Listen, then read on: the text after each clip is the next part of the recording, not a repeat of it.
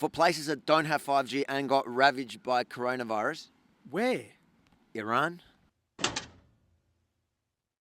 If you remember 2 weeks ago in Melbourne, a sizable anti-lockdown protest was brought to an end when police suddenly swooped in and arrested one of the main organisers. We are here to ask questions and have them answered because things don't make sense. Fanos Panayides, one of 2 organisers arrested at the lunchtime gathering. Now that day, after I'd shared the footage of his dramatic arrest, my inbox was inundated with 2 groups of people.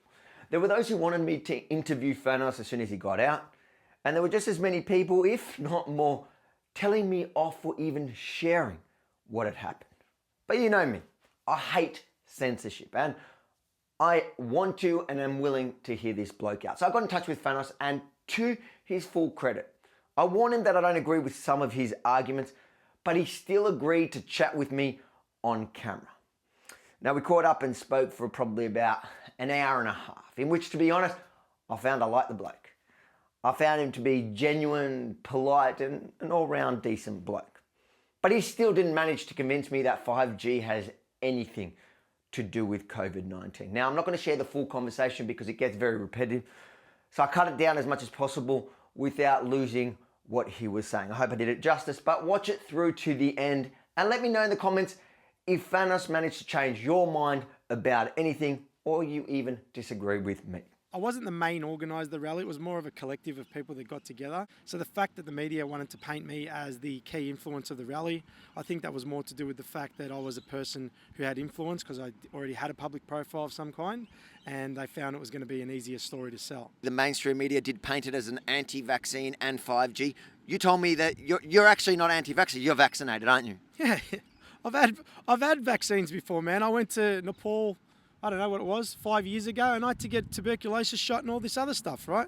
I don't have a problem getting a jab when it's something that's been around for a long time, and it's not a virus that's been around for 4 months, that half the population doesn't even believe it exists, and the government can't wait to stick me with it. People have even painted me as a plant, like I've been created by the media or by the government to sway people's opinions and get them in a group to be fooling them. And so those kinds of people, they love conspiracy theories.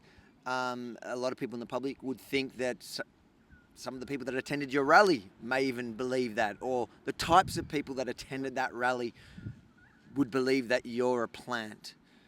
Yeah. Yeah, I can see that. The rollout of 5G. We're born with freedoms, and you will not take them off us! Taking aim at mandatory vaccinations and the COVID-19 app. They want to force a global microchip of humans! At the end of the day, I was there because people can't, like the government has to stop lying to its people, you know. You can't turn around and, you know, impose all these rules on the people and say that we're dealing with a disease that's killing, you know, so many across the world, yet your population of 25 million and only 100 have died, you know, in a 16-week period. But people argue that those we have such few deaths because we went into lockdown. What would you say to them? I'd say that, you know, 7 weeks in, we hadn't locked down anything yet. Part of the reason they did bring out the fines for social distancing was because people weren't following the rules. True? So if this was a highly infectious disease that spread rapidly, how come hundreds of thousands of people didn't affect it back when we were still going to stadiums? The fact that I would still be going on Saturday speaks not just to my passion for my beloved Sharks, it might be the last game I get to go to for a long time. And that's fine. In the future, I suspect we might be watching them on television, and that's okay as well. My point is, there is absolute reason for calm.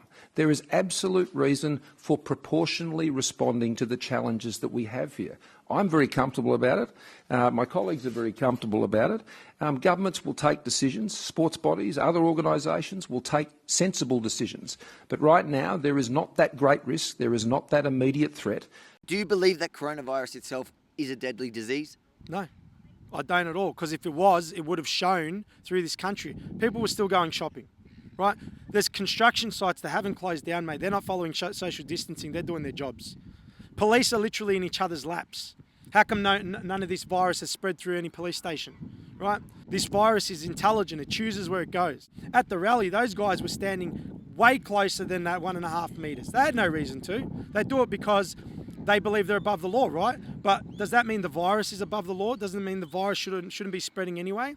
If anyone's going to be attracting this thing, shouldn't it be the people that are in the highest position of, contracting it, who are standing in close quarters of each other, i.e. police, construction workers, people working in supermarkets? I don't know whether you've ever been to a supermarket before. Metre and a half is pretty hard to stay away from someone in an aisle. So I think now they have the death toll at about 300,000, so a bit over that. 328,000, yeah, to be exact.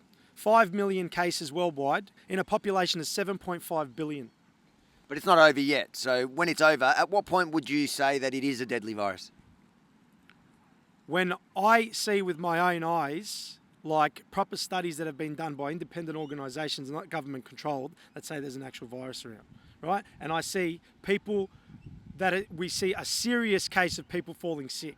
Now, this second and third wave they're all talking about, I don't know where it's apparently going to come from, considering everyone's already locked in their homes and all and following the rules at the moment.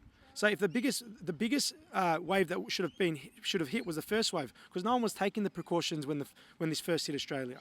The second and third wave shouldn't be anywhere near as big as the first wave, considering that we're taking precautionary measures now. We're being enforced to stay away from each other, right? But so you're saying there is no virus at all, or that it's just not deadly?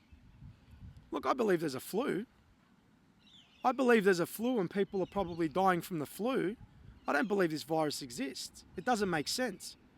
My mum's cousin died from it, so he died from coronavirus. So are you saying he didn't die from coronavirus, or are you saying that it's being... What are you saying? How are you sure that person died from coronavirus? Did you do an autopsy? I've got reports from people that I know who work in the health industry that are telling me that the deaths are being listed as COVID, no matter what they die from. Dying as a result of symptoms of COVID. You don't die from symptoms. You die from heart failure. You die from a brain aneurysm, right? You die from lung failure. You don't die as a result of symptoms of something. Yeah, so there have been reports that what you're saying, that a lot of deaths around the world that are attributed to COVID-19 are in fact, it could be a cancer patient who died and may have had COVID symptoms at the time, so they mark it down as COVID. If you look at some of the numbers, it is interesting because suddenly there's a drop in many other deaths. Just to clarify here, my cousin wasn't one of those cases. His death was recorded as a COVID-19 death because he took the coronavirus test when he got sick. It's like conflating two things. I agree with you. I think that that numbers may very well be inflated to kind of sell whatever they're selling, but to claim to deny that that there is a virus at all means you're going against anyone that's analysed the actual virus. No, I'm saying there's a virus. I'm just saying there's a flu going around. It's a new flu, a different flu. Listen, you can't tell me you got a deadly virus but no one's dying of it. You can't tell me something's highly contagious but no one's actually contracting it.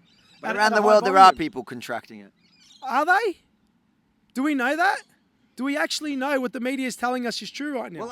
Well, I know a community where my cousin did die. In that community, it spread like wildfire. Now, I know that's anecdotal. I'm telling you as somebody who's very skeptical. Let me ask you a question. In that same community, did they have an active 5G network? I'm sure, yes, he was in a community that's 5G. It's in New York. I'm sure there's 5G there. But for places that don't have 5G and got ravaged by coronavirus... Where? Iran. There's no 5G. Iran had an active 5G network. Iran was one of the first places to have an active 5G network. Iran has any 5G. Yeah. So I double checked this, and I was right. Iran doesn't have a 5G network. I want to be as fair as possible to Fanos, so I called him back when I edited this, and I asked him to provide any evidence of 5G in Iran. Now, he sent me this article from 2017 stating Iran was testing 4.5G, which based on his article has nothing to do with 5G. But if you agree with Fanos and have a reliable source proving otherwise, please put in the comments below. For now, I'm pretty sure we can conclude there's no 5G in the Islamic Republic of Iran. They hardly have bloody internet. When I first started all this, I didn't think it was 5G at all. And then I was sent a glossary of videos from a friend of mine that showed how people were dying in China. They're dying on the street in plain clothes. But how does that connect it to 5G? How were they on the street if they've got a respiratory illness? How come they weren't in bed? The fact that they're dying on the street, how does that prove it's a technology and not a disease? It indicates more towards something else because of, listen, The way they're saying people are dying is they're saying that they get inflammation of the lungs to the point that they can't breathe and they die. Right? It's meant to kill you slowly. Right? You're not plain clothed when you're going to die. You're not going to be able to leave the house and go anywhere. On one hand, you say coronavirus is not real. On the other hand, I'm saying people are dying, but they're not dying from what people think they're dying of. so they're dying from something to do with 5G. I'm not saying it's something to do with 5G. I'm telling you that if I were to put my money on something, I'd believe it's got something to do with that technology. Let's go with your theory. Have we got Australia? Is there 5G in Australia? So they've just implemented it in Melbourne. So In Victoria, it's just been turned on, right? 60 locations. So again, I'll use your argument then. Why don't we have people dying on the streets here? Because it does take time for it to hit. You've got high dose and you've got low dose. You've got to ask yourself a question. How do you chuck food in the microwave and cook it? It sends millimetre length waves into the food, makes the water molecules vibrate against each other and heat up the food. Yep. So this thing's believed to be way more powerful than that. Explaining it like a microwave is so people who don't understand the technology, like me, Yep. I go, oh shit, yeah, that makes sense. It's like a microwave. A microwave, oh man, imagine I put my head in a microwave. Yeah, that makes sense that people are combusting on the streets. When in fact, it doesn't really work like that. If you Google on Google, when was the first 5G turned on in Wuhan, right? The first thing that comes up is 5G has nothing to do with coronavirus. That's not what I asked about. All I asked was, when was it turned on, right? So when I get all these indicators showing me not to look somewhere, that's exactly where I want to look. But I don't think that in any way that proves 5G is responsible. Yeah, listen. This is where we agree. We agree Yeah. on the censorship. Yeah. I think that the censorship is wrong. I think the censorship is counterproductive. I think it goes against what they want to do. But I don't think it proves at all, it gives any validity to the argument that 5G is responsible for coronavirus. Again, I'll go back to the point that I think that 5G may be dangerous. We don't know. The things they're saying, they don't make sense with what we're dealing with, and it points more towards a government-controlled people more than, in the interest of public safety. They've used the umbrella of public safety in order to impose all of these rules. They've even got, at the moment, the Parliament's not even sitting. Any regulations they create, because of the fact they're not sitting, they can just basically run those powers through and they don't even get challenged. To people out there that agree with you on that, but they think you're nuts for believing anything to do with 5G or anything to do with... What would your message be to them? What would my message be? My message would be that institutions have lied to people before. Many times, institutions have lied to people and people have suffered serious harm or loss. Mining companies have said that the water reports aren't going to kill anybody, and thousands of people died. Children ended up being deformed, right? Companies turned around and said asbestos wasn't dangerous. Hundreds of people died of serious lung cancers and stuff from it, right? Corporations have lied to people before. You got to understand that the people that are pushing the narrative are the people that have the money. So everything you're hearing through the media, right, it all gets controlled by them anyway. If you have a look who controls the media, there's only a certain small group of people that control all the media, and that's dangerous. Would you concede that it could be a virus, just like it could be 5G and might not be 5G? I don't believe it's a virus because of the way it spread. So, okay, but It could didn't spread. you concede that it's possible? Could I concede it's possible? No, because it doesn't. So you think it's more likely 5G than it is a virus? No, I believe we're being lied to, mate. I agree. I'm not asking. That's not the question. Yeah. I'm I honestly believe, looking at what I've seen, my personal opinion, looking at what I've seen, I believe that people are suffering from radiation poisoning. See, I know I keep going back to this 25 million population, but it's a good bloody thing to argue. Yeah, but it doesn't actually. But my problem with that argument is it doesn't actually prove 5G. It may prove that the virus doesn't prove there's a highly infectious virus. No. So so I agree with you. It doesn't. What it proves is, if it proves anything, it could prove that the virus is not as deadly as we were originally told. So why are we locked up then? Okay. So now my final. So then that goes to my final question: is when there are people out there in Australia, across the country, who do want to protest the lockdown because they believe that the government is lying to us. Yep. A lot of the same talking points you have. In fact, I believe a lot of that. They may believe that the virus is not as deadly as we were originally told, whether it was we were purposely misinformed, or it was just mistakes because our government was rolling with it at the time.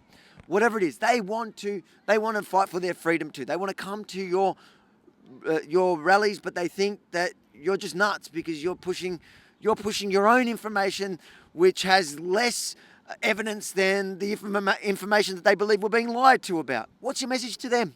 Mate, don't believe me. Go and do your own research. Go and prove everything I've just said wrong. Go and have a look at what the government's saying to you.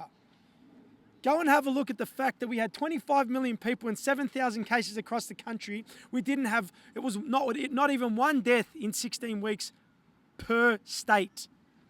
Not one death per state in 16 weeks per week.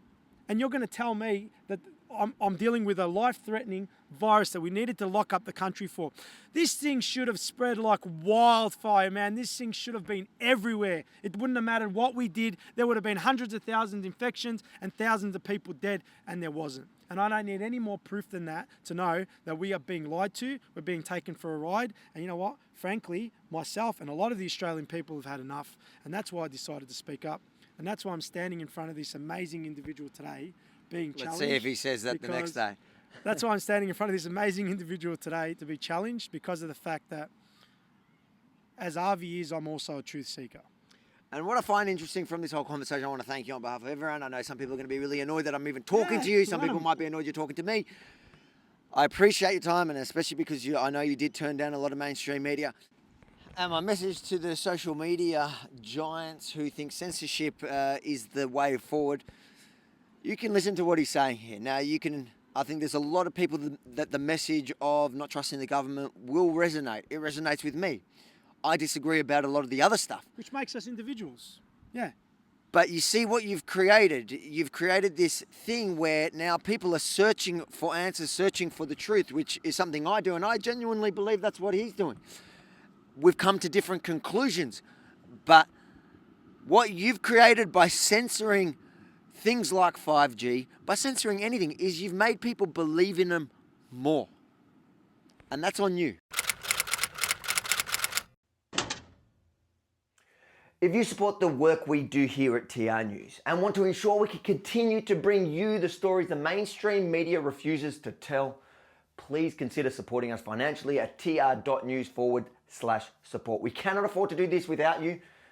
And if you want to know more about what Fanos does, check out his website at 99unite.org. As always, make sure to share this story far and wide.